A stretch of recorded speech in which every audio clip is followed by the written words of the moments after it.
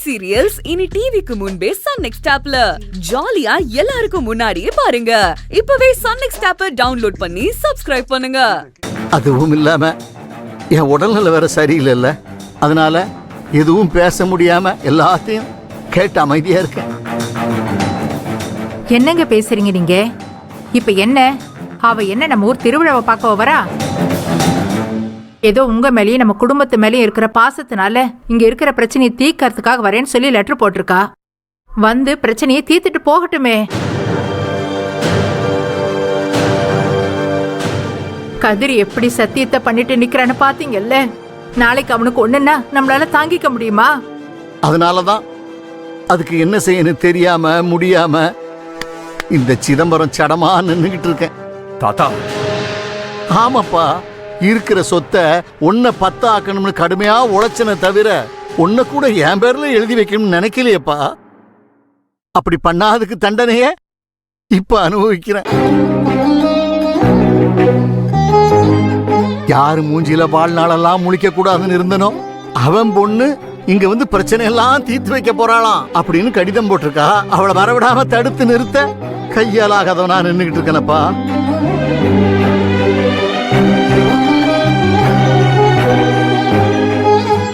ஆனா ஒண்ணம்சா, நல்லா கேட்டுக்க, அவனையும் சரி அவன் சம்பந்தப்பட்ட உறவையும் சரி எந்த காலத்திலையும் நான் ஏத்துக்கிடுவேன்னு மட்டும் கனவுல கூட நினைக்காத.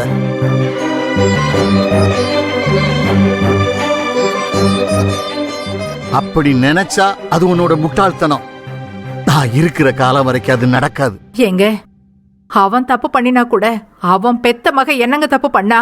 அது மட்டும் இல்லாம அவன் நம்ம பேத்திங்க. மகனே நான் இல்லைங்கிறேன், அப்புறம் பேத்தி எங்க இருந்து வந்தா?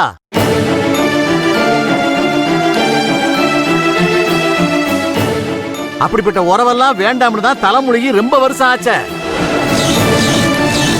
எங்க இன்னும் எத்தனை வருஷத்துக்கு இதையே பேசிட்டு இருப்பீங்க? இன்னைக்கு இல்லைனாலும் என்னைக்காவது ஒரு நாள் அவனை நீங்க மன்னிச்சு ஏத்துக்கிட்டு தாங்க ஆகணும். இதெல்லாம் நடக்கும்னு நினைக்கிறியா? இந்த ஜென்மம் இல்ல, இன்னும் எத்தனை ஜென்மம் எடுத்தாலும் அவன் பண்ண துரோகத்தையும் பாவத்தையும் நான் மன்னிக்கவே மாட்டேன்.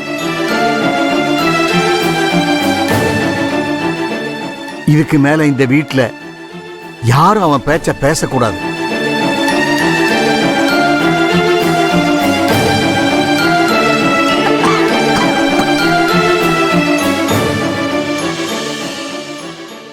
இவர் எப்பவும் இப்படிதான் சொல்லுவாரு, அப்புறமா மனசு மாறிடுவாரு. என்ன சொன்ன? இவ ஒருத்தி பாம்பு காது, முக்கல் முனகல் எல்லாம் கேக்கும். எதையாவது சொல்லிட்டு அதையே புடிச்சிட்டு நிப்படி. நிப்ப?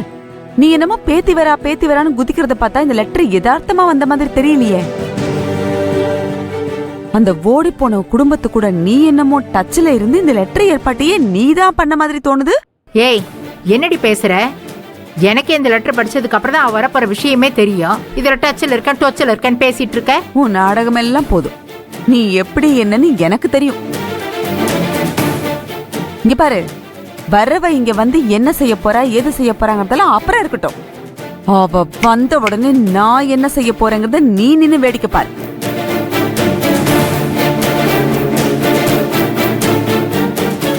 அப்படி எதுவும் நான் செய்யல. நான் என் அப்ப சிதம்பரத்துக்கே பொறக்கல.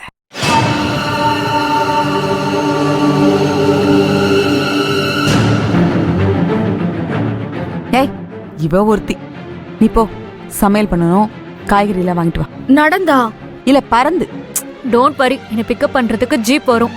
நானே மார்க்கெட் கூட்டிட்டு போய் காய்கறி எல்லாம் வாங்கி கூட்டிட்டு வந்து விட்டுறேன். ஓகே வா, பாய். பாத்து போங்க. பாட்டி, அம்மா சொன்னா அவங்க சொன்னதுக்கு மேலேயே செய்வாங்க. அவங்க குணம் தான் உங்களுக்கு தெரியும்ல. எனக்கு என்னமோ வரவளுக்கு நேரம் சரியில்லைன்னு நினைக்கிறேன்.